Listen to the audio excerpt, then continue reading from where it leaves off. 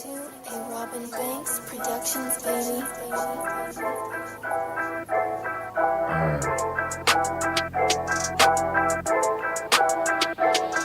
Yeah, it's the underground, it's the underground, it's the underground, it's the underground. You better pass, you better run, and that's your ass, boy, you done. It's the underground, it's the underground, yeah, it's the underground, it's the underground. You better pass, you better run, and that's your ass, boy, you done. Move the sticks, first down, you better not step out of bounds. You don't really want it, but you really need it. It's the underground, man, we undefeated. Michael Jackson put CTE, these niggas can't see me. Got your head fucked up, got the game locked up, and it's over for your ass. Fourth down, you better pass. You know what it is, you ain't gotta ask. It's the underground, it's the underground, it's the underground, yeah, it's the underground. You better pass, you better run, and that's your ass, boy, you done. It's the underground, it's the underground, yeah, it's the underground, it's the underground. You better pass, you better run, and that's your ass, boy, you done. It's the Underground Sports Show, baby. You know what it is. Call into the show, baby. We live. 412-407-2744. Ow. Hey, it's your boy Filthy Rich in the house, baby. Underground Sports Show. Your host. Yup. Got a lot to talk about tonight. And why not? Yeah. Preseason week 2 review. You know how we do around here, man. We live all the time. So hit me up in the chat. What up, Black Ill? Up in the chat already, baby. What's the deal, baby? Got a whole bunch for you. Like I said, man, we're going to be talking some week 2 preseason football. Why am I so geeked up about week 2 preseason football? Because you get to see what you get to see, baby. You know what I'm saying? Don't mistake it, man. I'll put you down. You know what I'm saying? Hey, what else we going to talk about? We're going to get some story talking here for show. You know what I'm saying? And a whole bunch more. Yeah. It's the underground. Hey, Underground Sports Show, baby. Talking NFL tonight. Preseason week 2 review. Appreciate you in the house. You know what I'm saying? Subscribe to the channel if you're new around here. Try to get these subscribers up. So help me out. Share the channel. And I appreciate that, man. You know what I'm saying? I appreciate that. But tonight we got to get into a whole bunch, man. You know what I'm saying? You know how I usually start out with a nice little icebreaker to make it flip around in sports. You know what I'm saying? But got a couple icebreakers for you today. And my first one is my question of the day, man. Who is on the NFL coach Mount Rushmore, all right? You know what I'm saying? Because it's preseason. And like I said, that's what the preseason is all about watching these coaches and seeing what they putting together. You know what I'm saying? It ain't all about, is the game exciting and all that stuff like that. Situational football comes up, and we want to see who is coaching the best right now, who's on theirs, who's going to overachieve, because that's where overachievement comes from. You see a coach overachieve, he put that work in. So who's out there putting in that work? And that's what got me thinking about coaches. Who put in the most work? You know what I'm saying? Who is on the NFL head coach Mount Rushmore? Now, I got my list, of course. But, you know what I'm saying, in the chat, let me know, is it obvious who the best NFL head coach ever is? It's pretty obvious, right? But right now, for real, what I got 3 coaches on my Mount Rushmore. And I need y'all to help me with the last one, all right? So, we got Bill Belichick as obvious number 1.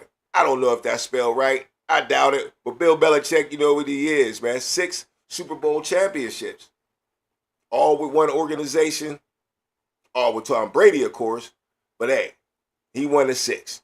He drafted Tom Brady. He was the coach when they drafted him. He decided to keep Tom Brady in the game at a critical position. When his starting quarterback was back, healthy, and was the veteran. So he had a big decision to make, and that decision right there catapulted him to the head coach, the best head coach ever. The number 1 coach on my Mount Rushmore.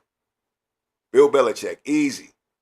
You can say Tom Brady, all you want. He didn't have to start Tom Brady at that point right there. That made or broke Tom Brady's career. Well, I can't say break, but it set him up for success. Now, Tom Brady definitely played well enough to get there, but all the money was spent on Drew Bledsoe, and he had to make a decision to sit down a guy that was the more veteran and that his owner was paying more money to. At the height of the Patriots franchise, at the tippy top, at the temple, that's when everything started getting better for the Patriots right there. So Bill Belichick's my number one on the list. Chuck Noll, of course, 4 Super Bowls in the 70s, a dynasty of his own. Got to be the number 2 coach ever. And Andy Reid at number 3, who's quickly climbing up this ladder right here, which even if he gets 4 Super Bowls, which Andy Reid got 3 Super Bowls right now, if he gets 4 Super Bowls, he still ain't doing it in the fashion that Chuck Noll did it.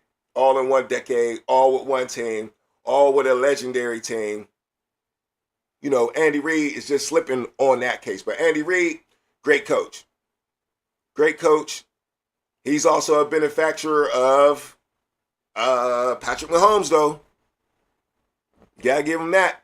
But Chuck Noll had Terry Bradshaw, too. So, it goes hand in hand. But my question is who is the number 4 cat? Pittsburgh big dog salute, baby. In the house. You know what I'm saying? I appreciate that. I think Parcells has to go up there. And I'm getting to that because a lot of good coaches from the era were coaches under him at one point. And that's exactly what I want to say about him. Bill Belichick, my number 1 guy, was a protege of Bill Parcells.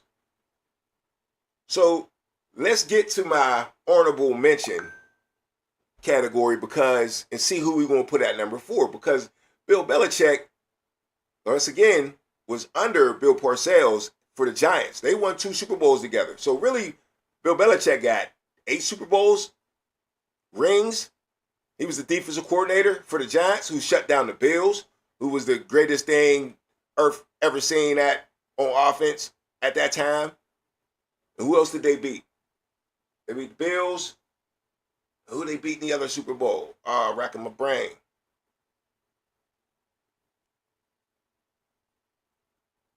Parcells' coaching tree is top. That's what Pittsburgh Big Dog is saying in the chat. Very true. But let's go to my honorable mention. And y'all going to rip on me for a second real quick. I'm going to take my time and do this. My honorable mention. I'm going to start at the bottom. The guy I get to at the top may be the guy that should be number 4. Y'all talking Parcells a lot. But he's not at the top for me right now. But I'm going to start at the bottom.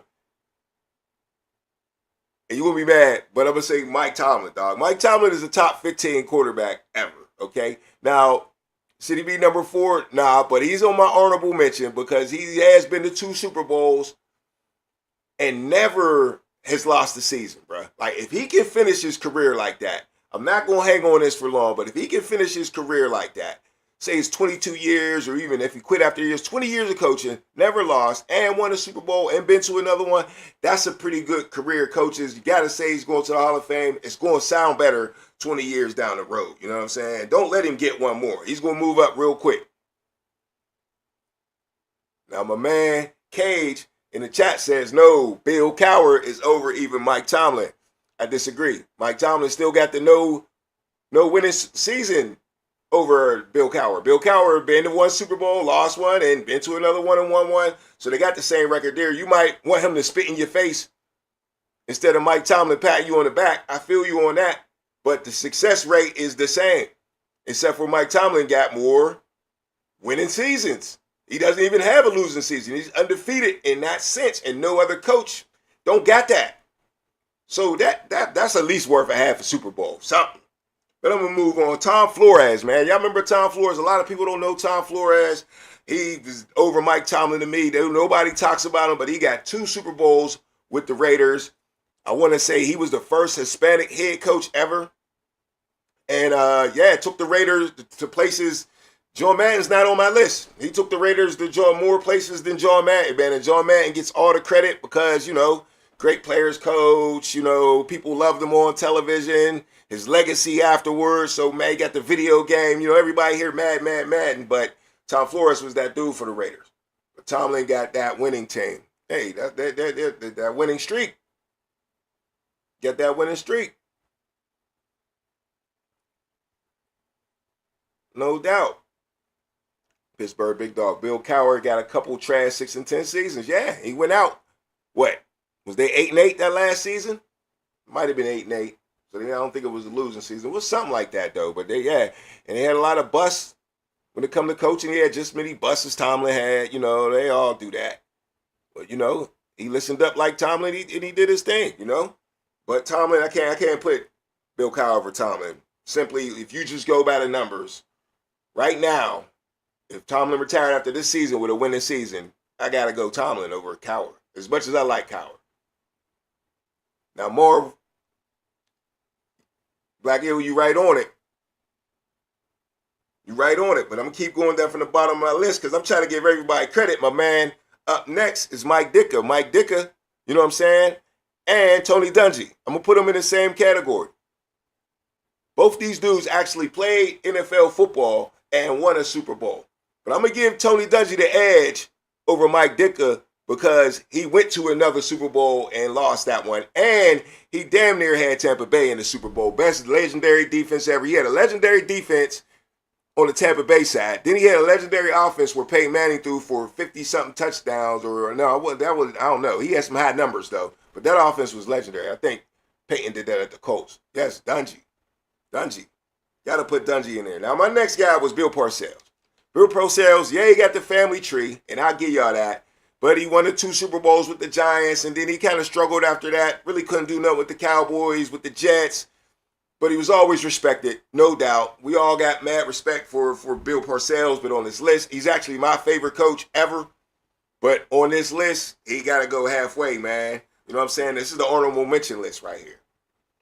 So Pittsburgh big dog Mike Ditka got to drop. He should have won more than them stacked Bears. Yeah, I mean, he's pretty far down the list, though. I'm still pretty low on my list here. Mike Ditka is only the third from the bottom. It was Tomlin, Tom Flores, Mike Ditka. So you going to put Mike Ditka behind Flores. But I'm giving Ditka the credit, and maybe I shouldn't be giving him credit, but on my list, Mike Ditka and Tony Dungy get the love because they played and they coached in the NFL. And, a lot of guys did that, but a lot of guys didn't triple dip into the Super Bowl. So I'm giving them that credit on that. Like I said, Bill Parcells is next. We definitely talked about him and his impact. But when you hear these next 5 guys, you got to admit Bill Parcells is behind these dudes, all right? Jimmy Johnson, man. Jimmy Johnson was the reason for the Trinity in for the Cowboys in Dallas. That's what I was trying to say.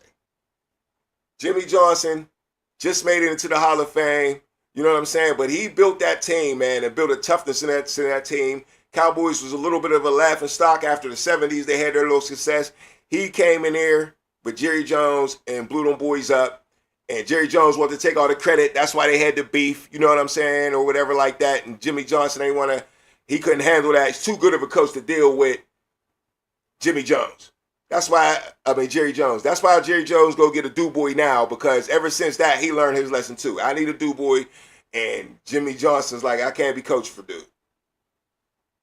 But he would have been legendary. That ball would have kept rolling, because Barry Switzer came in straight out of college. He was Jerry Jones' boy, and for real, Emmitt Smith will tell you, and we'll get to this later, Emmitt Smith will tell you it was us. It was the players. Stop giving the coach so much credit. Black L in the house says, not a Redskin fan, but Joe Gibbs has to be mentioned. And you right on cue. Joe Gibbs is my next coach. Joe Gibbs is my next coach. He got 3 Super Bowls, and that was in the 80s when I was growing up watching football strong. Yeah, the Redskins was the shit. Redskins was definitely the shit in the 80s. They had all the receivers. They kept a quarterback, and they kept that goddamn defense. They had dudes that couldn't even read out that motherfucker, dog. What was my man's name? What was his name? Come on, Pittsburgh, big dog. Dude was illiterate. Made it through college. Was it Manley? Dexter Manley?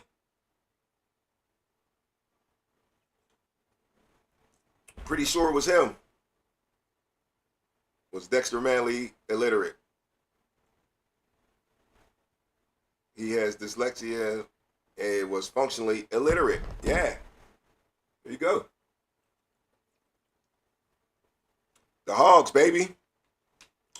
Definitely. So up next on my list, though, Joe Gibbs. Like I said, Joe Gibbs was the man. And the offense was unique. There was no offense like that, and still you really don't see that again. So, yeah, I feel you, Black Hill.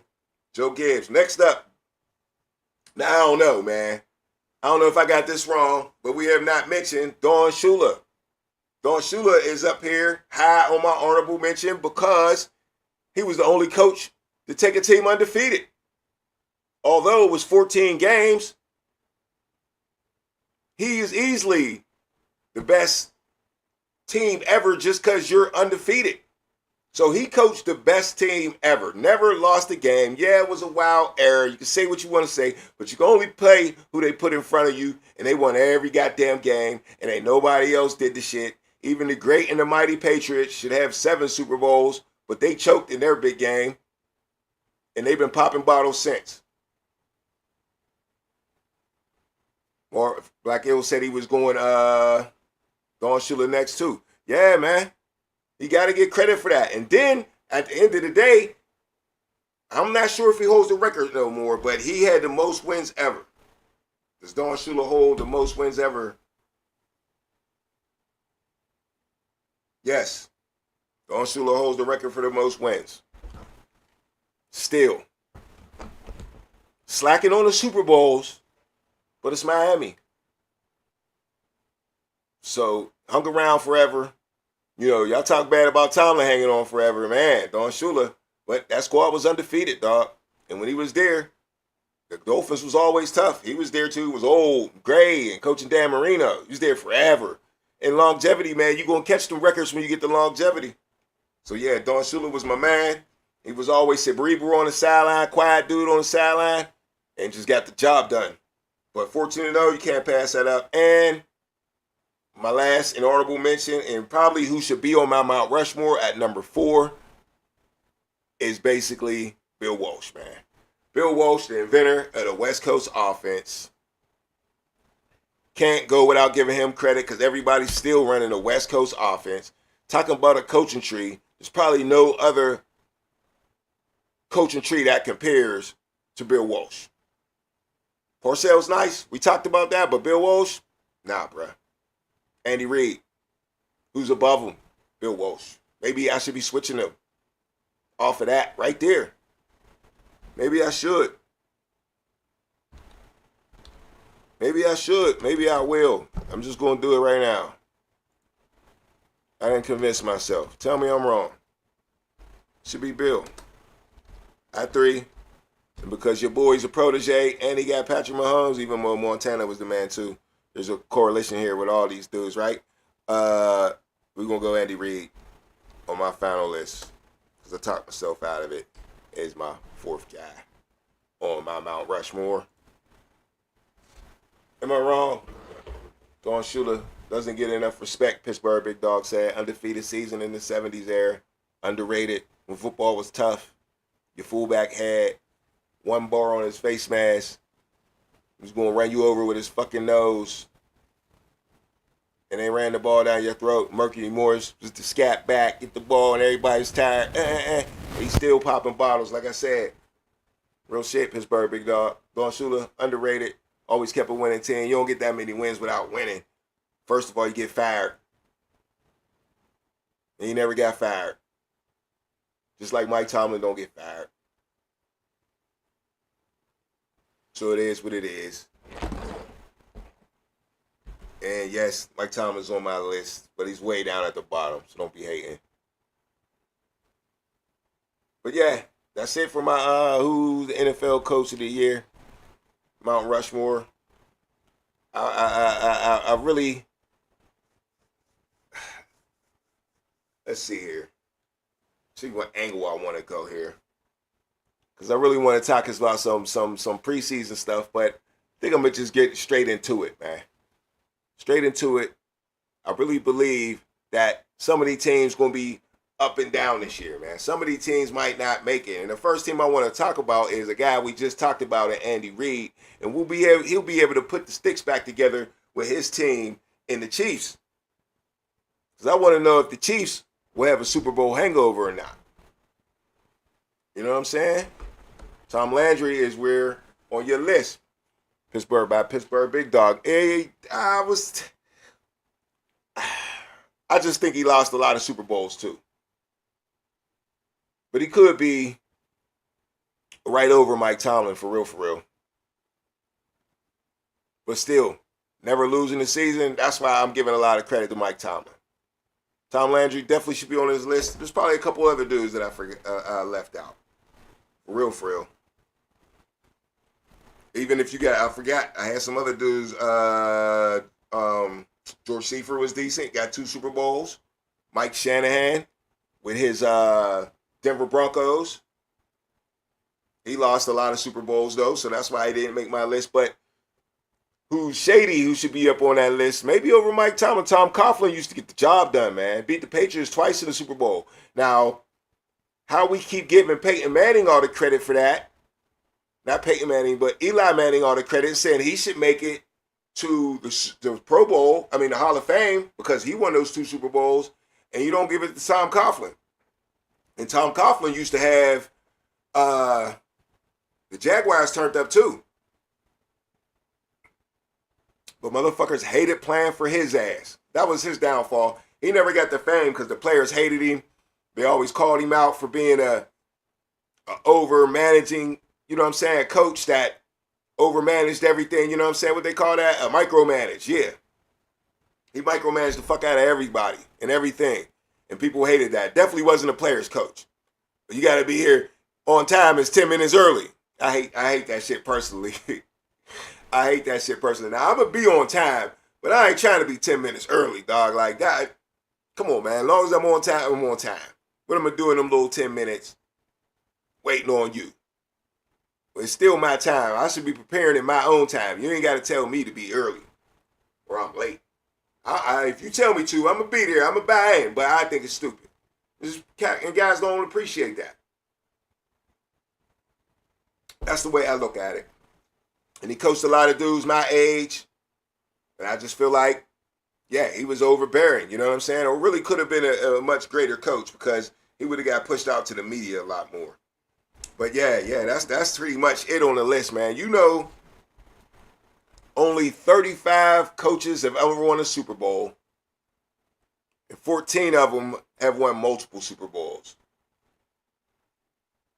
14 of them dudes won multiple Super Bowls. So yeah, that's how it goes. It's a small circle that won Super Bowls as a head coach, professional head coach. And we're going on Super Bowl 60 here coming up.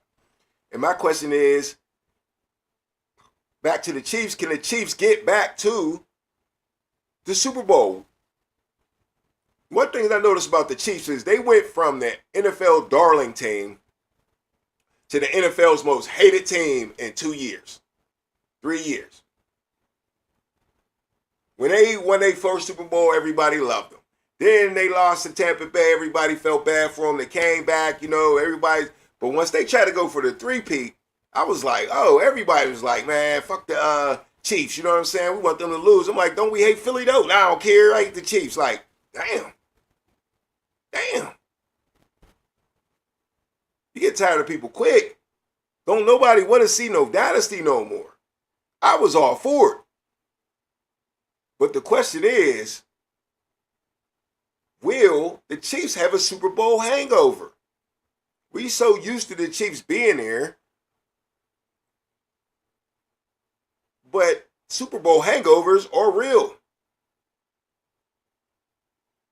Except to the Bills. They don't know no better. They just keep going back, get their head knocked off. But the Chiefs go back and they win. So the first Super Bowl hangover they had, they came back strong and won a back-to-backer.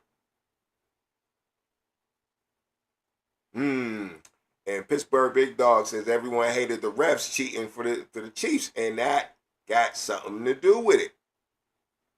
Or is it I can spare a sigh, can spare a say, because you don't like them? That's what their fans think.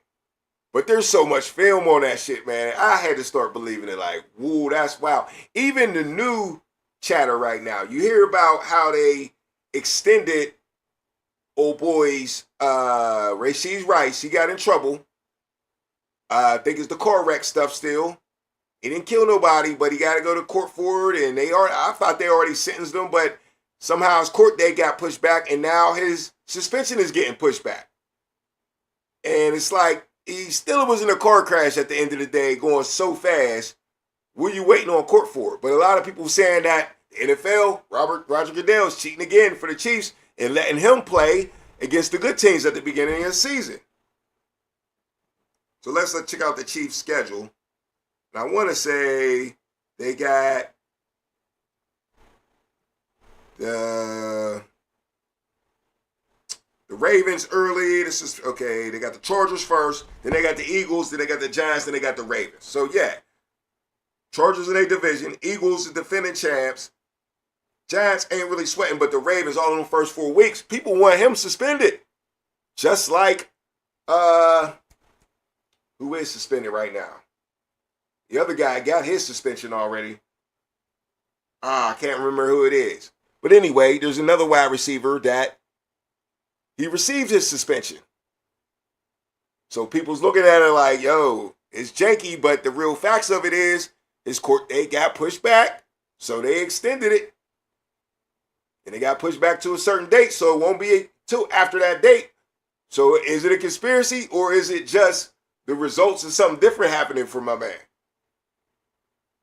If you don't like the Chiefs, you're going to call it a conspiracy by the NFL to keep the Chiefs on top.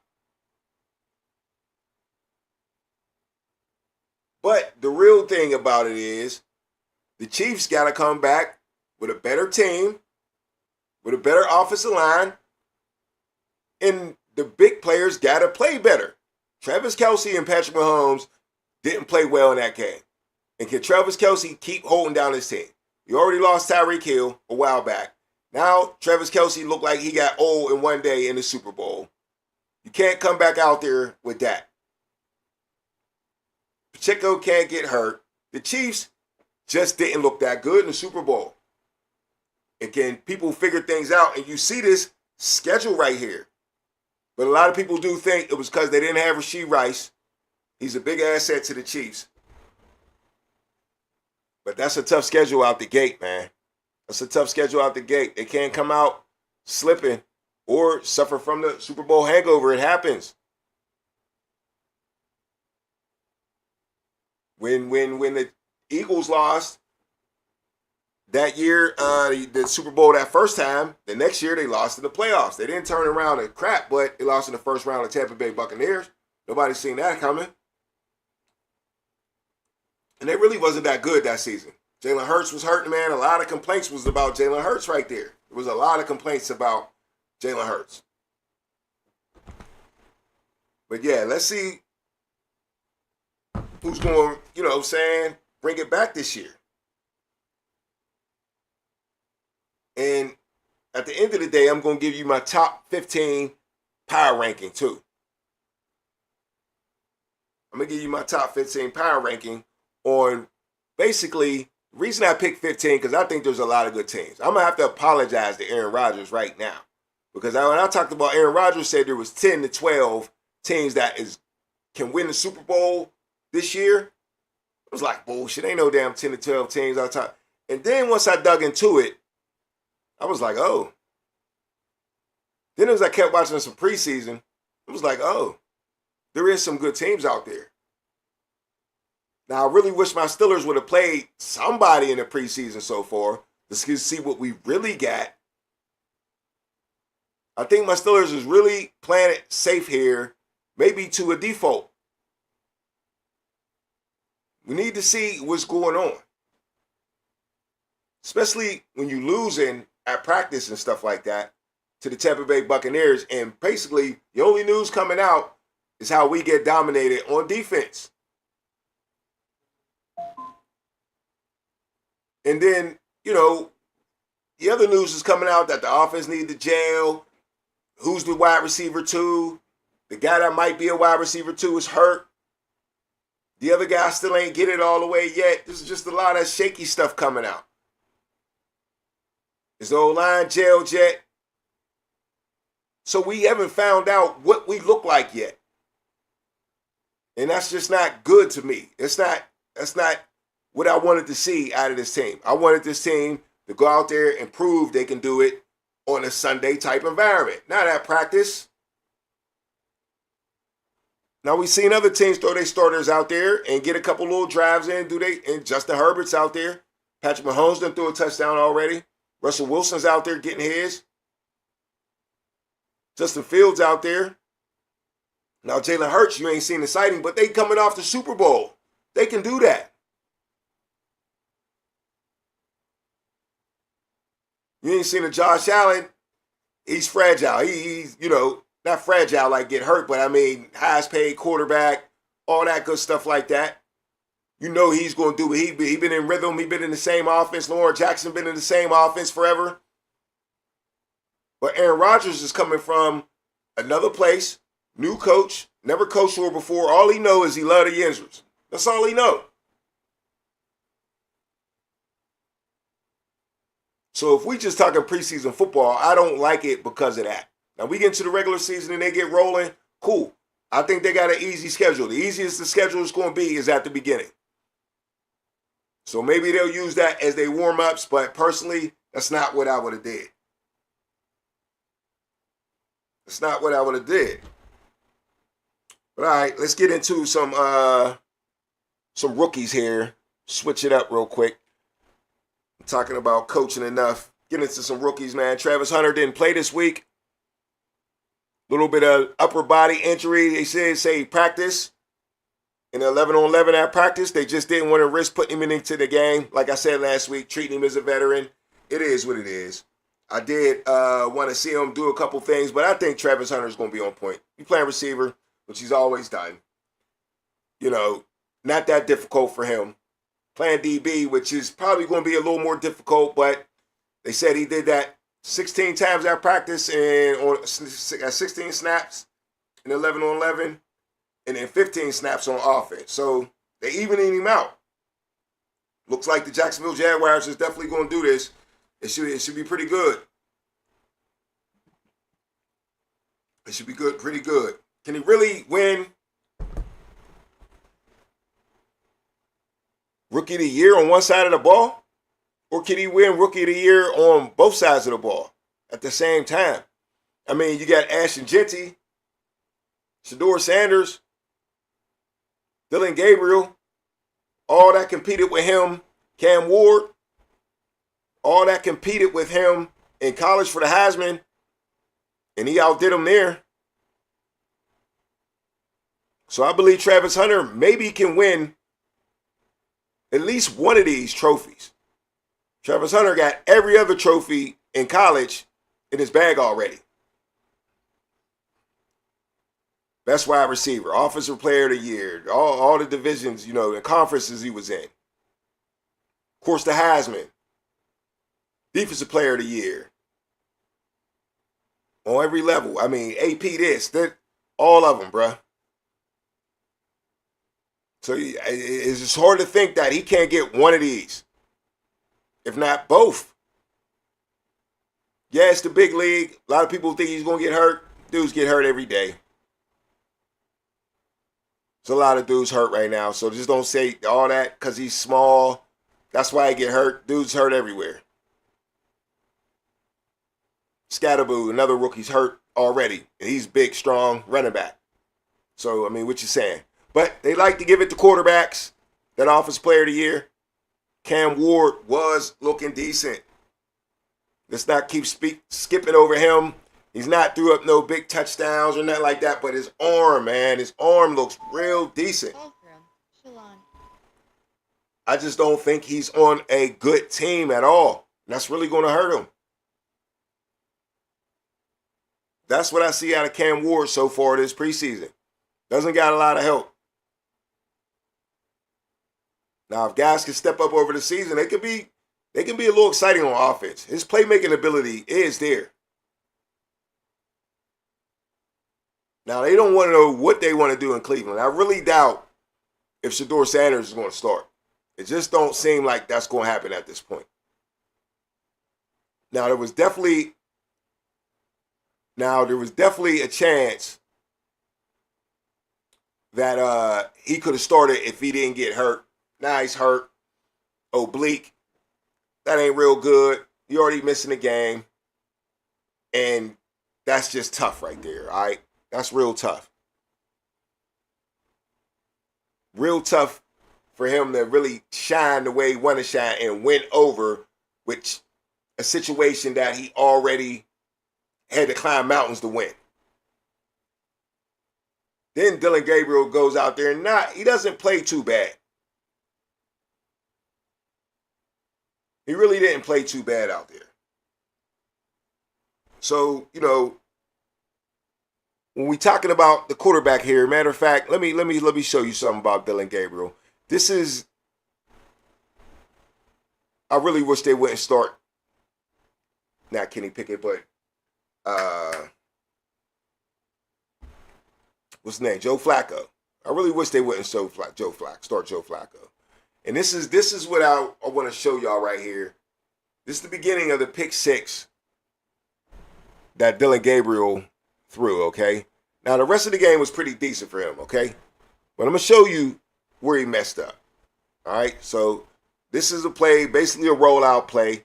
You see the receivers going out for their route. You got number 16 there, pretty much running it out here across the field. Looked like he scraped all the way across the field, for real. Unless he was, I can't find the beginning of the play before they snapped the ball. Kenny Pickett didn't play yet. He sure didn't. And that's another reason Shedeur ain't going to get a chance. But I mean Joe Flacco when it comes to starting. Did I say that wrong? Damn. But anyway, here's Dillon Gabriel on the pick six, all right? And I'm going to show you why it's his fault, but it ain't all his fault. This is a team issue right here. I'm going to show you why. These are the Browns just browning right here. Here's the play right here. Let me rewind this a little bit. So this is where the play starts out right here, but he snaps it, he rolls out here. And when he comes out, his tight end is supposed to slide out the backfield. You got three levels here. You got the other tight end over here. And then you got the wide receiver, like I said, streaking across the field. If you hit play now, for real, Dillon Gabriel don't got much choice right here. For real, that tight end in the front is supposed to go in front of that guy and not get pushed on the outside. Watch the tight end get pushed and mushed out of his play. Bam. See? He's supposed to go straight, but he's getting mushed back all into the other receiver. And now, both of these dudes got their hand up like throw me the ball. So, boom. Here we go right here. Watch the front tight end get pushed back into the wide receiver. And whenever you got wide receivers all into the same area, that's how you can tell he didn't do his job. Because there's no spacing here.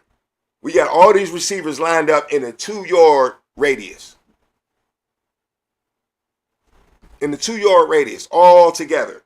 Now, where Dillon Gabriel fucked up is, because this should never happen, is you don't throw this ball. And you can't tell who he's throwing it to.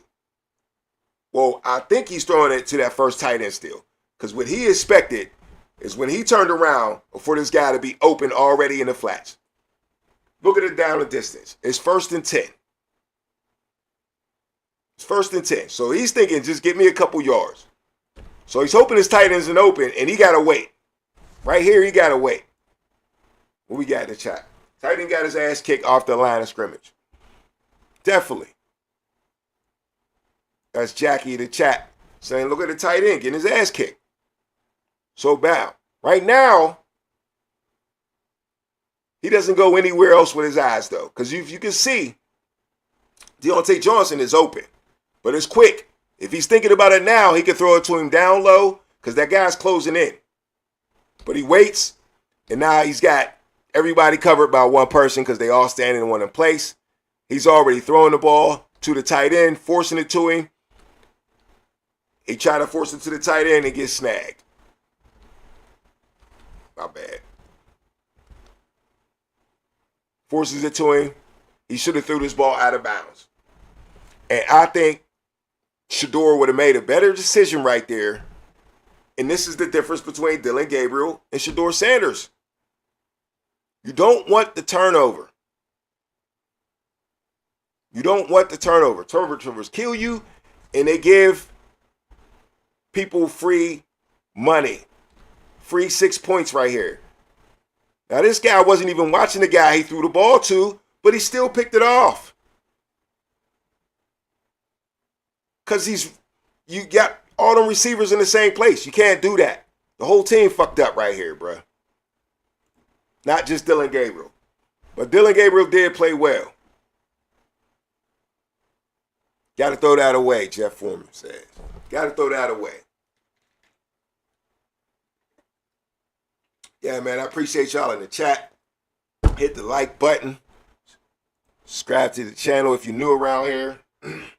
But as I'm talking rookies here, I'm going to go ahead and rate my rookies quarterback after preseason week 2. And it's probably going to stay the same.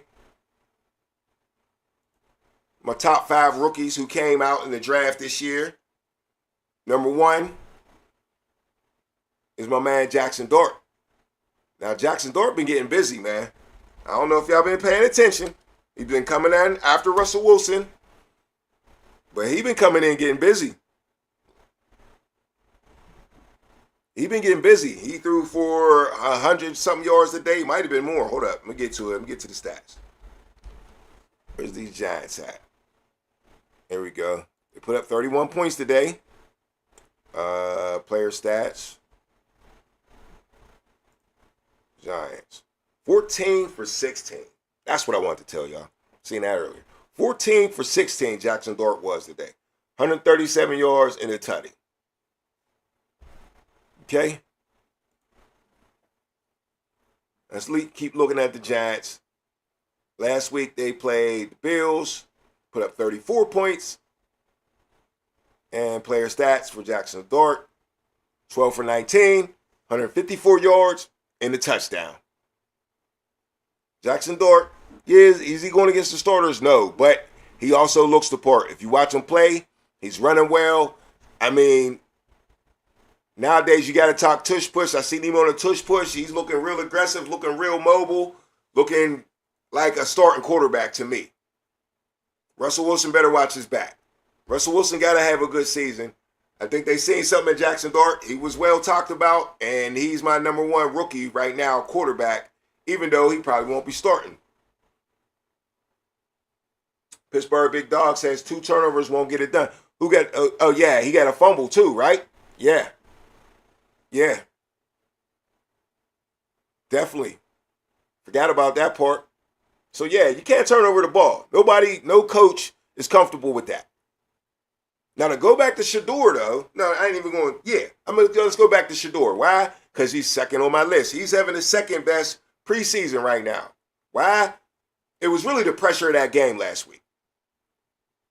They set him up, not on purpose, but life just set him up to win or lose. And he won. But did his team help him? Hell yeah. Just like Dillon Gabriel's team let him down on that interception. Shedeur's team helped him out big time.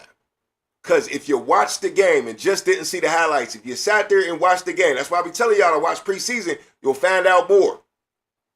You just listen to ESPN, you might not see it. But Shedeur was set up for love. Both his touchdowns were set up off turnovers. One of them was right there smacking the red zone, the first one he threw. Nice pass, nice little arc on it, touch, all that was great.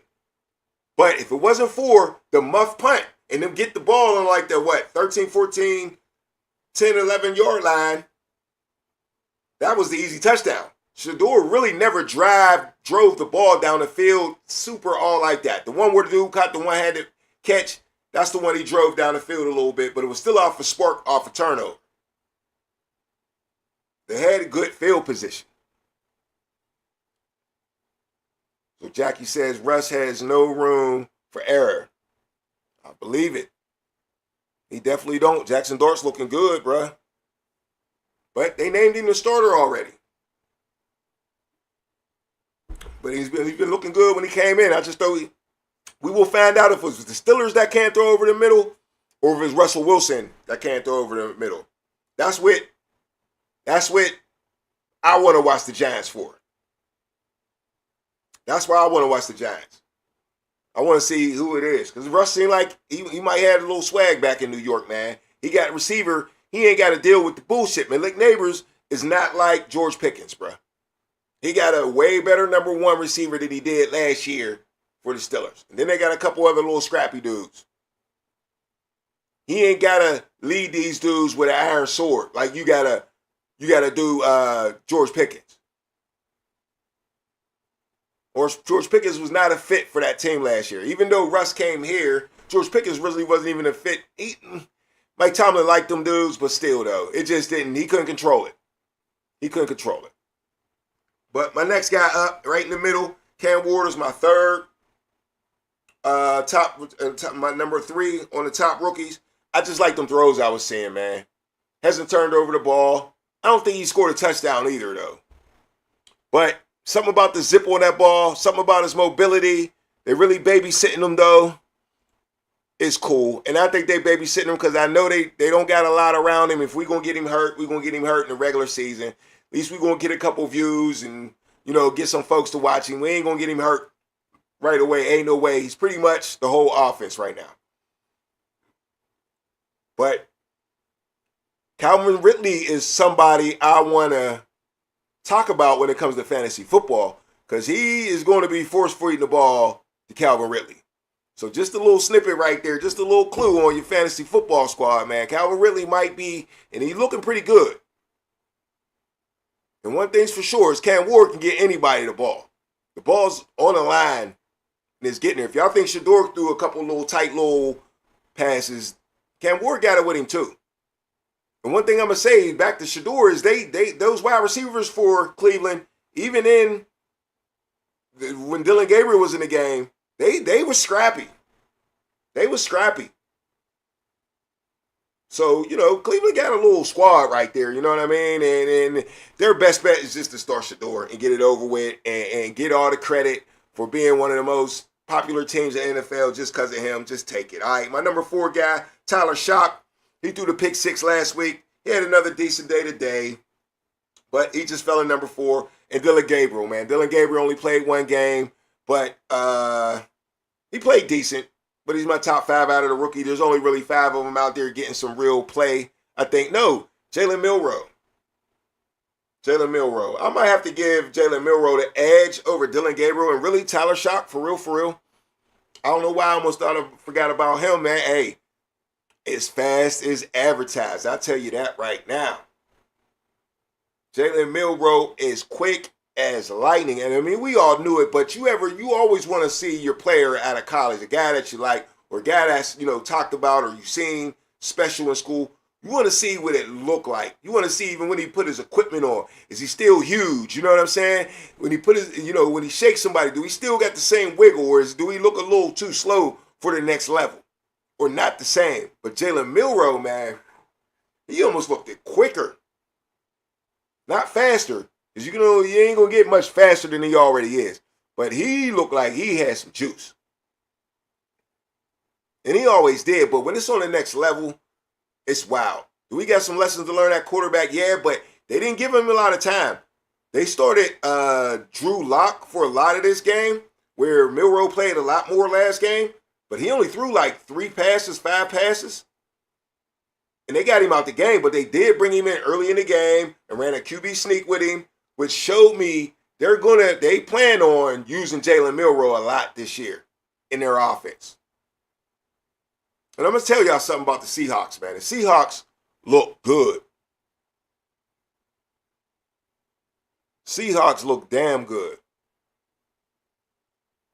And I know it's preseason, but they look like one of the best football teams in preseason to me. And they even really played their starting quarterback a lot. But the way they run the ball is a lost art, and it's coming back.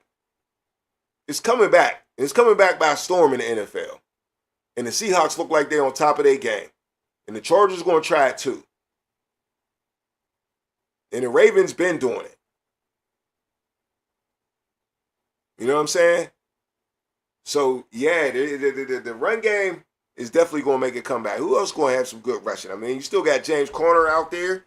So, of course, Saquon Barkley and Jalen Hurts, they'll run it down your throat. They got A.J. Dillon now.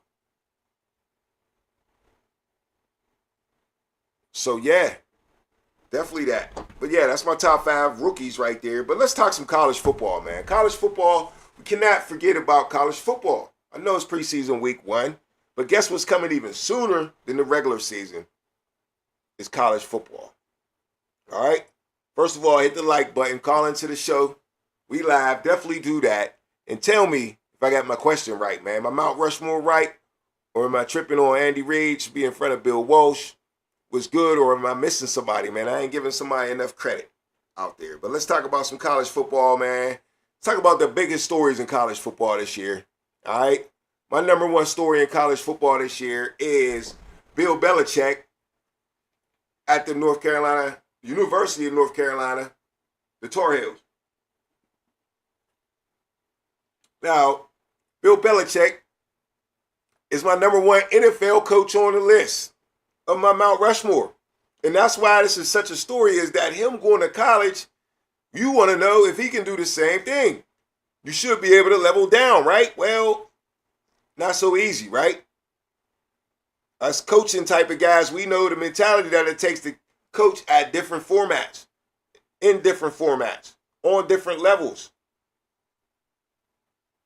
Sometimes pros, you can't coach like you do the amateur guys because the money is involved, right? The personality is involved. The age is involved. What did Bill Belichick go do? He went out and got him a young girl the same age as these dudes in college. Maybe he did that to relate. If your girlfriend's young and you call her whatever you want, too young, baby, but she out there trying to get it like he getting it. She all in the football shit like he is, acting like a grown woman, you ask me. Now, is it interference? Yeah. With a lot of us not like that, your women all up in your shit and all that? Yeah, but obviously he don't got a problem with it, and at least she's on the same angle as him. She want to win just as bad as he do. So maybe we got to give him a little bit of credit for that. Bill Belichick is the greatest coach in NFL history. He got to at least be good in college. At least be good. But we shall see how that works out, because a lot of times guys going either to the pro level or back down to the college level don't always work out. Now, my next story here, I think, is one of the biggest stories in college football, is the mystery of Arch Manning. The obvious Heisman Trophy winner, right? This year coming up. It's obvious. Archie Manning should be the number 1 pick. He'll be the Heisman Trophy winner and ain't never started a game. Ain't never started a game. That's crazy.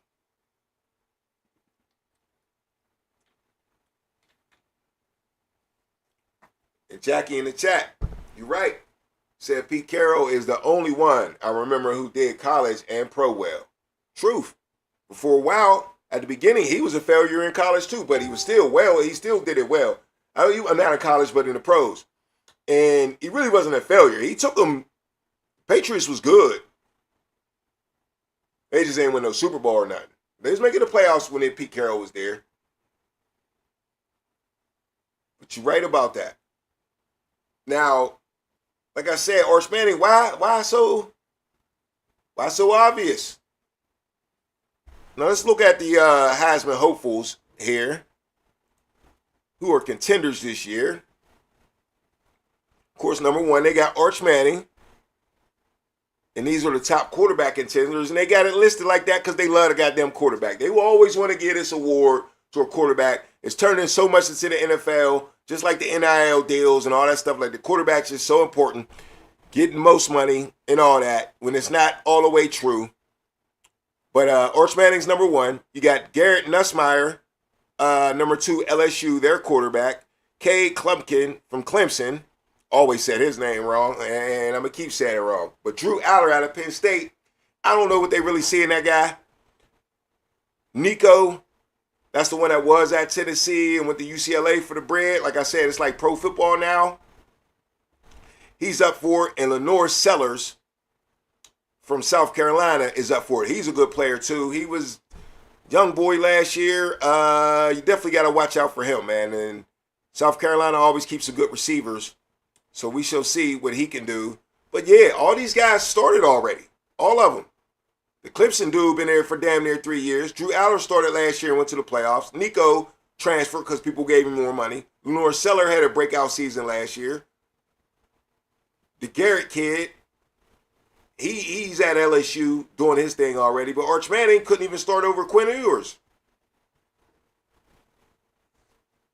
So what's the deal with that? Is this overhyped? Is Arch Manning maybe overhyped? Now, when he get in the game, he do his thing. But, you know, maybe Texas was just saving him. And you know what makes me feel like maybe they were saving him? His granddad. No, was it his dad? Yeah, his granddad. No, it was his granddad. Excuse me. Shit, my bad, y'all. But his granddad was the one that he's named after. And he's saying, don't worry about my son coming out. He ain't going to be the number one pick. He's going back to college. So he's telling you, scratch the number one pick thing already. And maybe why they just let Quentin Ewers start, because they know they guaranteed that they got Manning for the next 2 years. Go ahead and save your body. You're already making money without even starting. So who gives a fuck? And we're going to ride this thing out all in college. Not the worst idea in the world. I'm pretty sure most of y'all might agree with me on that. If you're going to get paid and live a college life, can't be beat. Can't be beat. You know what I'm saying? And last quick story on the biggest stories in college football. Can Deion Sanders continue his success without his son and Travis Hunter? Now, they had a great run. Won Heisman's, got their jerseys retired. Deion talked all his talk. And they walked most of it. It wasn't all peachy. He already knew he wasn't winning a natty already. He admitted that. He got out in front of that already. Nobody wanted to give him credit for that. I mean, you don't deserve really credit for that, but we all knew. Come on now. You know what I'm saying? But he definitely took Colorado to another level. I want to know if he can keep them on that level. It's going to be tough. That's two good players. That's really two good players that got you to right there in the bowl games and stuff. And when I think in Colorado right now, ain't no names jumping off the board. Ain't no names jumping off the board. But that don't mean, oh, come on, it's the static. Hold up, y'all.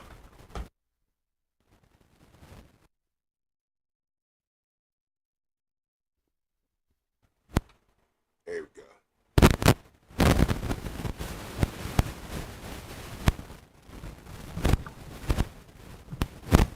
Hold on.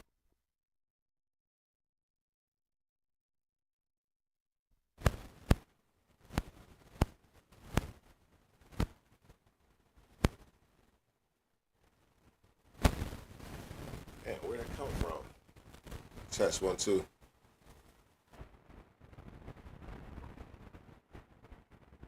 Oh.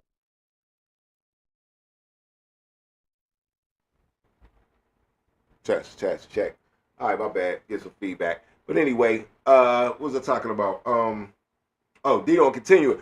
One thing I'm going to say, though, is can he continue what he had going on? One thing I'm going to say is we already talked about this on the last show of how his players are doing pretty well, and we think a lot of them are going to do well in the NFL. All of his wide receivers made it to the NFL. So if he selected them dudes, Levante Wester, who had a punt return and 40-something yards receiving on 2 catches in his first game. I don't know what he did in the other day in the Ravens game this weekend, but he played well. Jimmy Horn looks like he's going to be pretty decent and make the ball club. And where's that at? Carolina. Yeah, Jimmy Horn's in Carolina. Yeah, he might make that ball club. So, yeah, they got a whole bunch of dudes all over the league, man. They got a whole bunch of dudes. Travis Hunter, of course. So, yeah. Dion, if he can bring that, one thing, they just don't got the big names like they did. But we still see if Dion can show and prove, you know what I'm saying, in college football. But, you know, can't wait for college football. Texas, Ohio State up first. We're going to find out what Arch Manning is all about right away. You know what I'm saying? Other games I'm feeling, man. Pitt right here playing Duquesne right here in Pittsburgh. That's going to be pretty sweet here in Pittsburgh. A lot of good ACC games. Another big story, though, in college football is Michael Vick and Deshaun Jackson, man. Both got college football, black college football jobs. Michael Vick's at Norfolk State, and Deshaun Jackson is at Delaware State.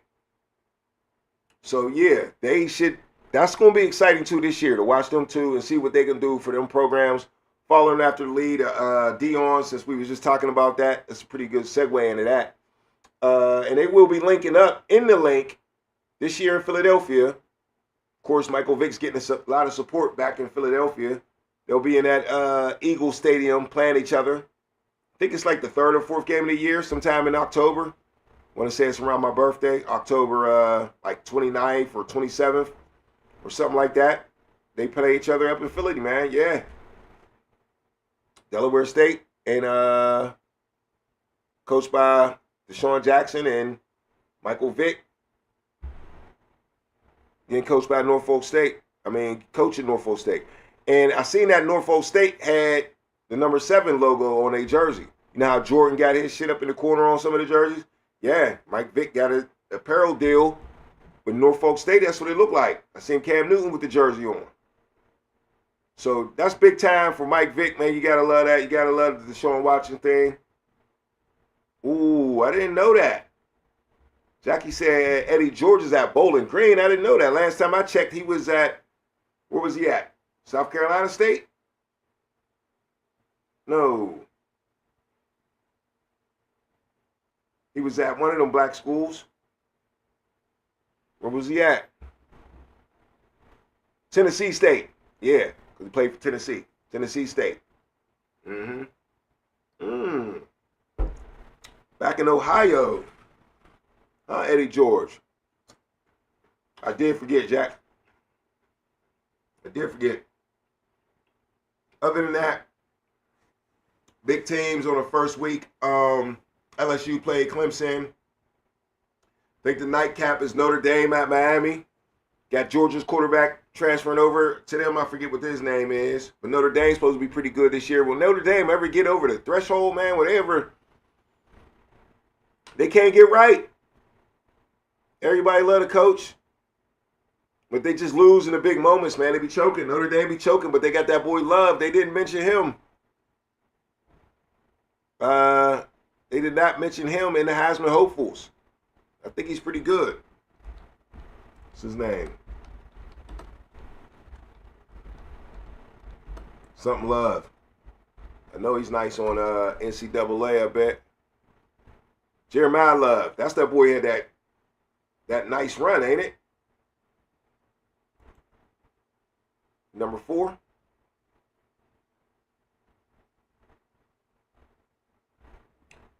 Just making sure I got the right dude. But yeah. Jeremiah Love, he should be in the, they should be talking about this dude, man. But like I said, they like to give it to the quarterback. And that's what it is. Damn, Eddie George at Bowling Green. I did not know that. I like Bowling Green too. Always like their colors and all that good stuff like that. But yeah, man, hey. That's a little wrap right there for oh yeah, no, last but not least, TCU versus North Carolina. Once again, Bill Belichick, top story. We got to see what North Carolina do right away. They play TCU, and that's who Dion and them. He started his career against TCU. Remember they beat them. They was ranked, and everybody was geeked up, man. Everybody was geeked up. Colorado got Georgia Tech first. So Georgia Tech is a good upset team, man. Dion and them, man, they better watch out for Georgia Tech. They always come hard. And that's an Atlanta team. They ain't in Atlanta, though. That would be nice if they was in Atlanta. But all the AT aliens going to be watching that game, man. Georgia Tech versus Colorado. And you know why. You know Dion's connection to Atlanta is huge. You know what I'm saying? Damn, I wish that game was in Georgia Tech. That's all right. They're going to be talking about it. They're definitely going to be talking about it. All right, well, we're going to take a quick halftime break real quick, and I'll be back, get a couple things together. And yeah, it's halftime, baby. I'll be right back.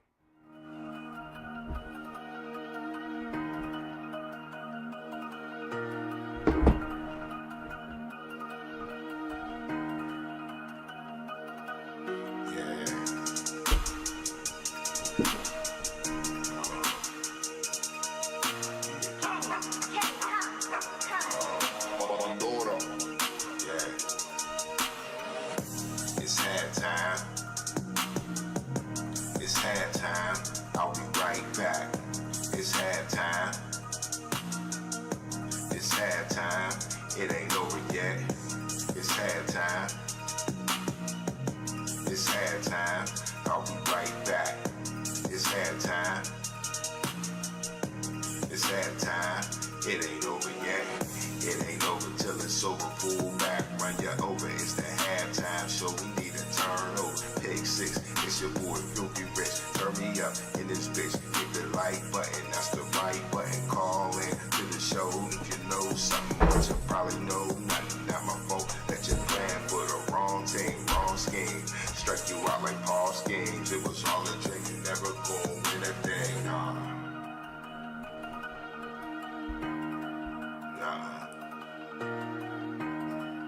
Yeah, you know what it is. It's halftime. It's halftime. I'll be right back. It's halftime. It's halftime. I'll be right back. It's halftime. It's halftime. I'll be right back. It's halftime. It's halftime. It ain't over yet.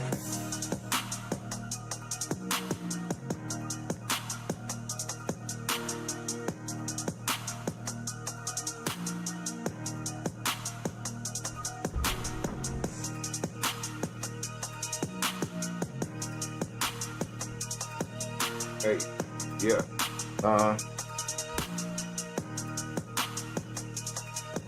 Yeah. We back, baby. It's the halftime show. You know what I'm saying? Hit the like button. You see my coach at Mount Rushmore. I think I got it right. It wasn't that hard. You know what I'm saying? Honorable mention who was hard, you know what I'm saying?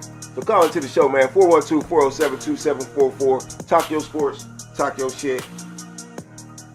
It's your host, Filthy Rich. Ow, yeah. Appreciate y'all hanging around, man. Hey, up next, man, let's talk some Micah Parsons, man. Let's talk some Cowboys right here. And really not talking Micah Parsons, but really what Emmitt Smith had to say about the Micah Parsons situation, right? Because I've been connecting Emmitt Smith to this the whole time. And I was wrong about some things and I was right about some things. So let's dig into this real quick and see what Emmitt Smith had to say about the Micah Parsons situation, okay? So this is titled, Emmitt Smith defends Jerry Jones over Cowboys Super Bowl drought. Now, if you know what you know, everybody's been talking shit on Jerry Jones on how bad he's handling this situation, all right? But like this is what Emmitt Smith got to say. The NFL world has almost universally put the onus on Jerry Jones for the Dallas Cowboys' lengthy Super Bowl drought.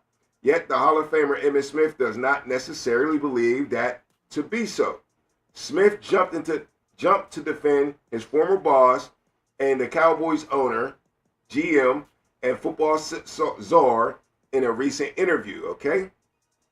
Smith, of course, NFL all-time rushing leader, that. Won a Super Bowl 92, 93, 95. So even though Jones is the boss, the common thread that occurred, power, and continued to meddle over his past 3 decades, which is both the Super Bowl drought and Dallas League long dry spell of reaching the NFC Championship.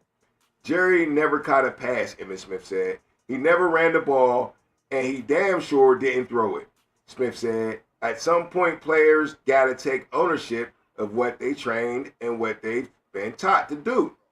Smith cited the organizational dysfunction after Coach Jimmy Johnson stepped down as the Cowboys coach in 1994, which led them to fall short of the Super Bowl despite being 12-4 under Barry Switzer that year. We had to do it, Smith said. We went back to back, and then we lost our leader. I was talking about Super Bowl hangover a little bit, right? But lost a leader. We was in disarray for a year. But as the leadership of the leadership of the ball club, we took it upon ourselves to say that what we're going to do. He then described how the team leaders Smith, Troy Aikman, and Michael Irvin took command and carried Dallas back to the championship and won a Super Bowl in Super Bowl 30. We don't care who is at the helm, Smith said. Our system are still the same. Our process is still the same. We know how to work. We've been trained how to work, so the foundation never left. Therefore, we are able to go back and win our 3rd Super Bowl. You know what I'm saying? So basically saying it's on the players, bro. It don't matter who the coach is.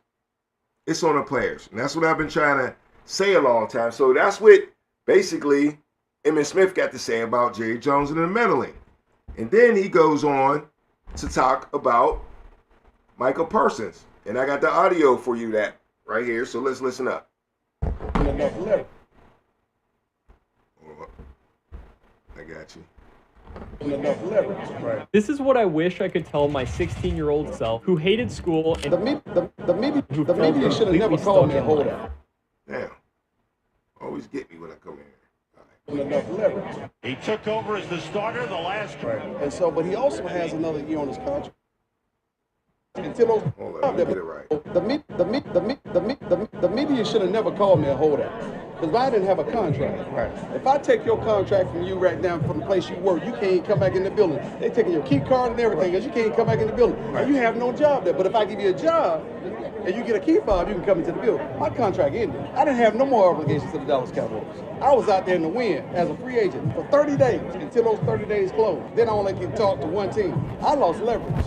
And that's what Michael Parsons is at right now. It's not having enough leverage. Right. And so, but he also has another year on his contract. So there's a All right, so he's saying Michael Parsons lost his leverage like he did, but everybody keep comparing him to the situation because that's basically what happened with Emmitt Smith back in the day. They called it a holdout. They called it a holdout, but it wasn't. He said it. I was a free agent, but I lost my leverage after 30 days because he couldn't talk to no other team after 30 days. But that maybe that's how the rules were set up back then, so he was stuck. But he says, and I'm going to let it continue playing, but how they set him up in the media to be a holdout, and that's not what it was. distinct difference between a holdout and truly a free agent. The NFL did a good job of branding that moniker on me with the public. So everybody brings it up in that context. But I'm here to set the record straight. I'm only one man that can set it straight because y'all got multiple voices. You talk every day of the week. You interview folks and you regurgitate the same old bullshit. I just tell you the real. So let's be honest. There's not a distinct difference between the two. The only difference is I didn't sign until 2 games in. That's the only difference. I just hope Parsons get his deal done. Right. Because for me, it's more important to have all this business stuff behind you. So the team itself can start to do the things that they came. Okay, so that's Emmett saying it ain't Jerry Jones' fault. It's the players. Y'all need to step up. CeeDee Lamb, Dak Prescott, Jake Ferguson, who they just played at tight end. But they don't want to pay Michael Parsons. And he ain't got no leverage. And that's what Emmett's saying. Now, Emmett didn't have no leverage, and he had to wait till week 2 of the season. And that's when they were a good team. He knew what Emmett was going to do for him, and he still didn't want to pay Emmett. So what he's trying to say is, if you was playing better, if you was winning better, Michael Parsons, like I've already said on the show, you would have your money. You would have your money. Because Jerry Jones ain't willing to pay for crap. He's tired of it. And what I mean is not you as the player is crap, but not getting crap results. And you keep dishing out the money. Especially when you got another year on your contract and I can make you chill. I can make you lose money. Don't play.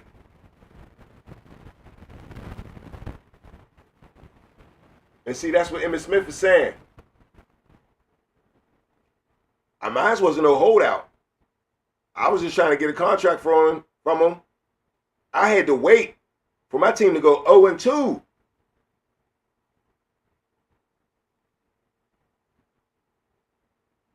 After coming off of, a good season.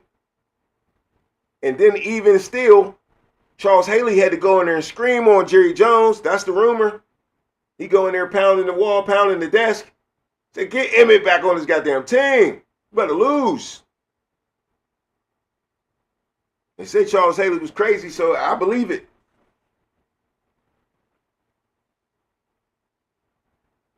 But yeah, Emmett setting the record straight. That is the players over coach, or especially over owner. You can meddle all you want. That's your job to do all the meddling you want to do. It's our job to play. And we ain't blaming it on nobody. They took our coach away. We lost our coach. But we turned around and said, nah, dawg, this is about us. Don't matter who the coach is. We still doing this. We still doing that. We still leaders. Let's go. So at the end of the day, to wrap it up, Emmitt Smith said, be a better player, and, you might have your money already. You know what I'm saying? And you might not be getting your money. Maybe that's what he's trying to tell you. Yo, might as well just go ahead and play. Because you lost, you didn't got the leverage. Go out there and play and win, and maybe you'll get the money. The money will come. The money will come. Now, let's talk some Steelers, man. My Steelers, boy, woo, total flip from last week. Last week, everybody was happy.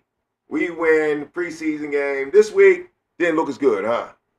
Some people did. But let's talk about practice. You talk about practice? Because that's all the Steelers want to do right now. They don't want to play the game. I know it's preseason, but I'm mad about it because I think they need to do it. They just want to practice. And I heard they was getting chopped up, Swiss cheesed up at practice. Now, the latest I heard from Jalen Ramsey is that I want to be on the #1 receiver. They asked me about Jamar Chase. I think it was Ryan Clark on his show. They asked me, well, they got that dude, Jamar Chase, in that division. Who's going to be covering him? Oh, that's me. That's me. That's me. That's me. That's me.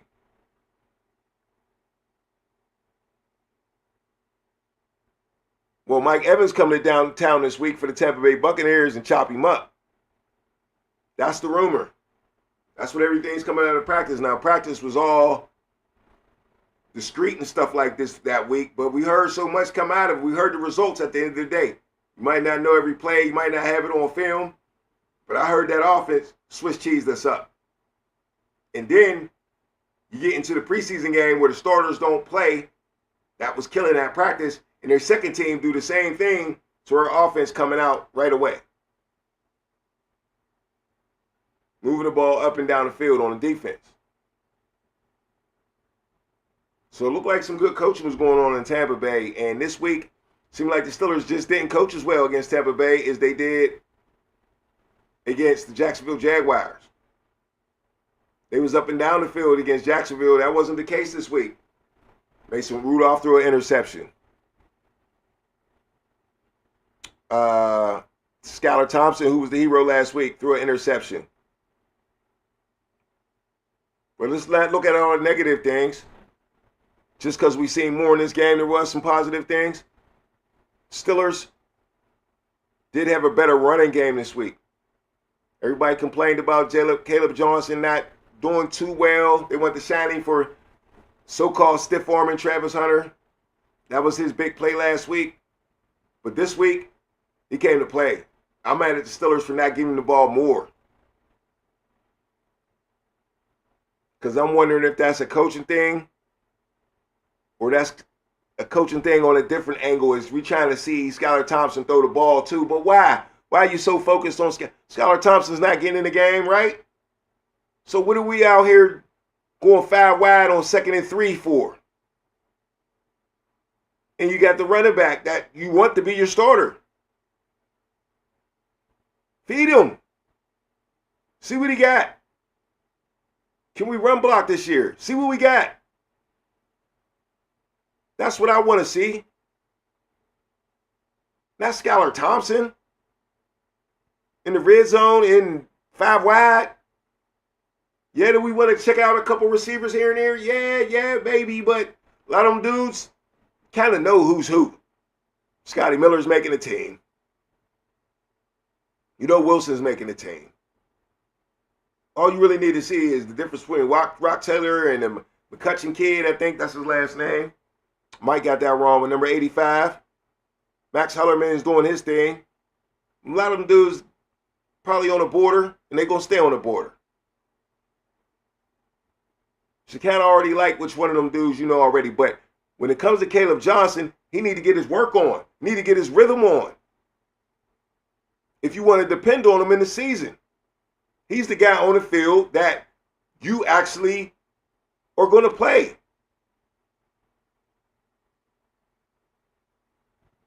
Now, they did give it to him heavy to one drive, but that was it. I was asking for it way earlier in the game. Run the ball. Run the ball again. Give it back to him. Running backs got to get into a little rhythm, especially coming into the league.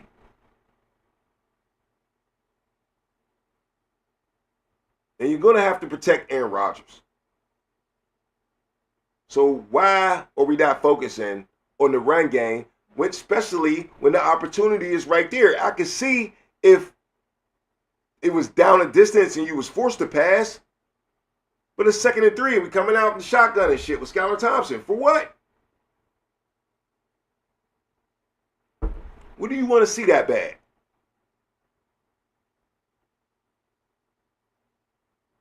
So I just didn't get that about the Steeler game. There was a lot of dudes that played a little lesser, but, you know, everything just happened to be hunky-dory. I think Tampa Bay was a lot better team than Jacksonville, and that was the difference. The Steelers looking a little suspect here and there on offense, here and there on defense, but for the most part, there was still some dudes that stepped up. I think Eccles stepped up a lot. Seen Benny Bishop make some plays on defense. Still looking for that Jack Sawyer sighting. I was at the game with my son, and, you know, when he came out, they was loving some Jack Sawyer, but we really didn't manifest into nothing on the field. Let's see. Benton played well at defensive line. Harmon, the number 1 draft pick, I seen him get a big sack. So I was liking that. And the linebackers played well. Middle linebackers played well. Even though you're playing against backup, Holcomb made tackles. And I want to see him do well. I think my boy, keep wanting to call him Spillane because of that number, Wilson, number 41. He looked good. He got burnt on that little play, but that was a tough position for a linebacker to be in. That running back's damn near like a running back, a wide receiver, the way he caught that over his shoulder. That's good shit. So, yeah, I think they played well other than that, man. Good tackling by the Steelers. They ain't seeing too many missed tackles. And the starters ain't even out there yet. As long as they communicate, they should be fine. Thornhill making more good plays. He's been on the field. Nick Herbig looked real excited. He was leading the whole team from the very beginning. It was his defense. He took ownership. And one of the first plays, he was very disruptive in the backfield. You could tell he wanted he was only going to get about 5-6 snaps, and he was going hard. He was going hard. So yeah, shout out to him on that one, Nick Herbig. So the defense should be decent. Everybody ain't Mike Evans and Baker Mayfield. I think Tampa Bay is going to be decent this year, bro. Real shit. That's just me. But yeah, on the state of the Steelers, though, I really wish we would have thrown a couple more starters out there. None of them really the defensive guys. Not mad at that, but the offense, I did want to kind of see them just get into maybe a little bit of rhythm on offense in a real game. You know what I'm saying? Rodgers out there, even if it's just one drive, whatever happened. But I don't know. Maybe protect the old guys, man. Because one thing I know is that old rosters, they ain't real known for winning Super Bowls. You know what I'm saying? The average roster age of Super Bowl champions. Let me see.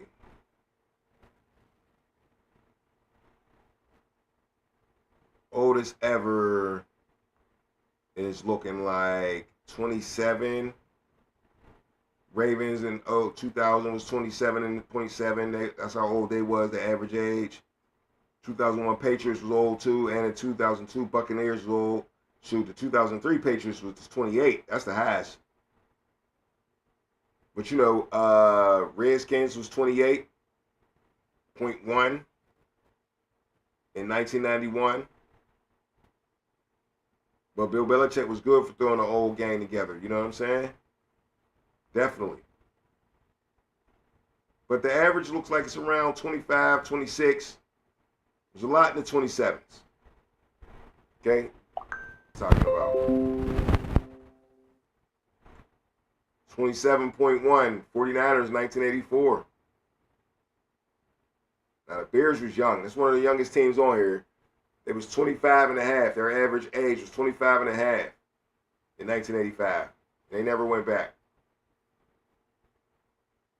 Once again, the Steelers was 27 and 2. That's their age right now, the Steelers. So it's not impossible. They call us old all they want. The Giants in 1990 was 27.1, their average age. Now the Broncos, back to back, we all know they was old. John Elway had probably a lot to do with this one right here. Old as hell. They was 28.3 in 97 and 28.5 average age in 1998. Once again, the Steelers are 27 and a half years old, their team average. It's not crazy. The Steelers in 2005 won a Super Bowl with a 27.5 age range. These dudes was all together for a while probably, though.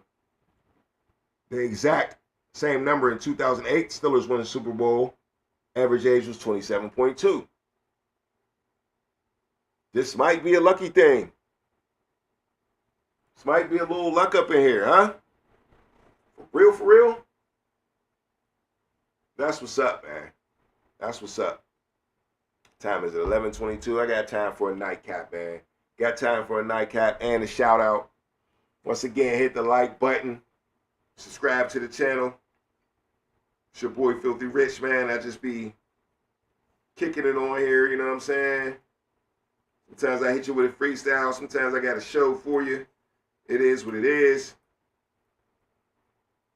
Season's coming up. Be watching all the games, man. And I'm going to give a shout out to my boy, my man, Tim at work. I appreciate this bottle right here. He gave me this bottle right here. Cooper's Craft, all right? Cooper's Craft, Barrel Reserve, Kentucky Straight Bourbon Whiskey, all right? He be talking shit in the locker room at work all the time. Be drinking his whiskey and that whiskey. I'll buy you a bottle, Rich. Yeah, hook me up, bro. My man, Tim. We always talking sports. We've been talking Steelers. That's what remind me of my man, Tim. Told him I was going to take a shot. So shout out to my man Tim. Definitely know what he's talking about. You know what I'm saying? Even though Mike Tomlin fired, that's what me and him always argue about. Mike Tomlin is one of the greatest. He think Mike Tomlin got to go. But I'm going to take this shot right here. Give a shout out to my man Tim, because I need a nightcap. You know what I'm saying? It's 11:22. I got time. I don't know who's still with me in the chat. Let's see who's still with me, man.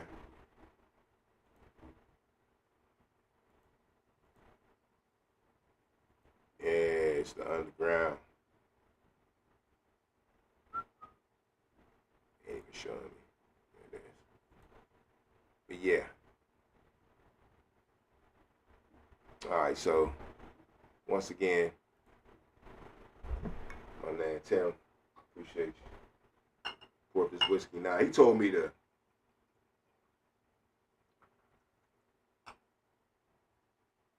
mix it with some water. I ain't doing that, but I got me plenty of ice right here though, bro. Hit me on the rocks, you know what I'm saying?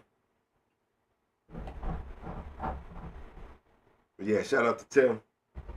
My man at work, coming through with the bottle. Told you, man, I was gonna do it on the show.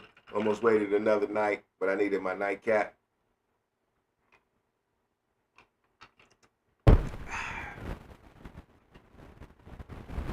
Okay, whiskey. I'm feeling you. Okay, whiskey. Goddamn right. Need me another beer now.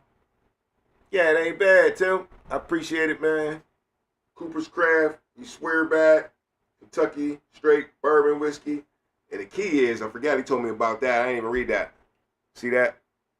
100 proof. 100 proof. So this gonna be on the bar. You already know who could come through. Come through. Tap some of this. You ain't gonna touch it though. You ain't on that dark liquor. Tommy One out here. Tommy One for that. You know what I'm saying? Come take one of these shots with me. You know what I'm saying? Steelers season coming up. We're going to do the damn thing. Speaking of Steelers season coming up, I'll be coming on for the games every Sunday. After the games, Sunday night, Thursday nights after the games. Preview the week coming up. Review the week. Maybe on some Wednesdays. Monday night quarterback. Monday night freestyle quarterback. That's just how I get down, man. It'll be all over the place. But hit the subscribe button, notified to the channel. And, you know, when I go live, man. Now, if you can't catch me live, don't hesitate to listen to it in the morning, man. Get you some headphones. They got the wireless headphones. $5, man. Get you some $5 wireless headphones.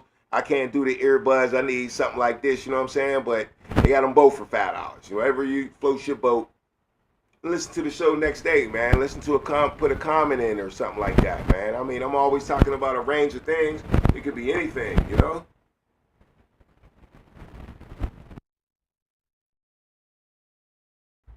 It could be anything I'm on.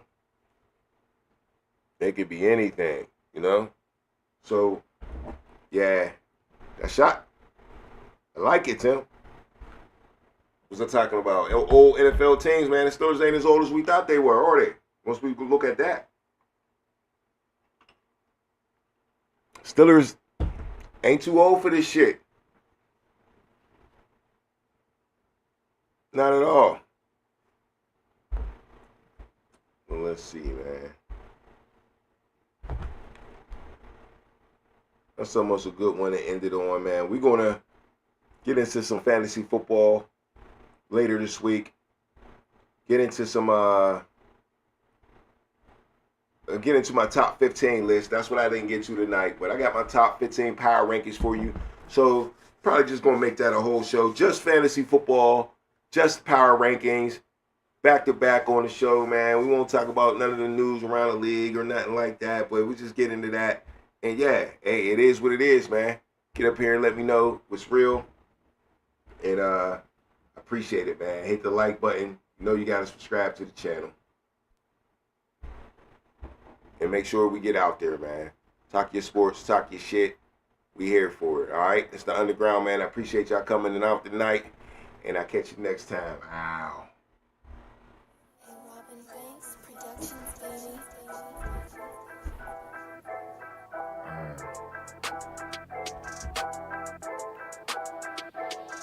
Yeah, it's the underground. It's the underground. It's the underground. It's the underground. You better pass. you better run, and that's your ass, boy, you done. It's the underground, it's the underground, yeah, it's the underground, it's the underground. You better pass, you better run, and that's your ass, boy, you done.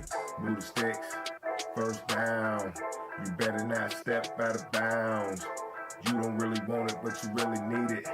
It's the underground, man, we undefeated. Michael Jackson couldn't beat it, fourth down, couldn't reach it, man, your squad about to lose it. Go ahead and face the music, flip a coin, you still lost. Pay the cost to beat the bars, turn your motherfucking lights off. Yeah, CTE, these niggas can't see me. Got your head fucked up, got the game locked up, and it's over for your ass. Fourth down, you better pass. You know what it is, you ain't gotta ask. It's the underground, it's the underground, it's the underground, yeah, it's the underground. You better pass, you better run, and that's your ass, boy, you done. It's the underground, it's the underground, yeah, it's the underground, it's the underground. You better pass, you better run, and that's your ass, boy, you done.